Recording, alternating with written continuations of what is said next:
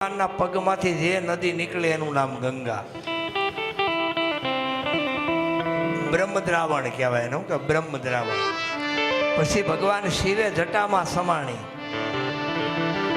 પડતા ધોધમાર પાણી જટામાં ગંગાજી ગૂંચવાણી. એ જટા છોડી એટલે ભાગીરથી થઈ. એક જનુ ઋષિ હતા, એ તપ કરતા હતા અને કોકે કીધું ગંગા આવે, ઊભા થઈ જાવ તો ભલે આવે. પી ગયા અને આ જાંગમાંથી કાઢી એટલે જાહ્નવી ગંગા થઈ. જો તો ખરા ગંગા સાથે જોડાયેલી કેટલી કથા. આ કથા રહી જાય ને એટલી કથા થઈ જાય, એટલી ગંગાજીની કથા છે વિશાળ. આ ભારતની ભવ્ય અને દિવ્ય. ભીખુદાનભાઈ ઘણીવાર કહે કે આ દેશમાં સત્યને ક્યારે કોઈ લોકો નહીં માને, ભગવાનને ક્યારે નહીં માને.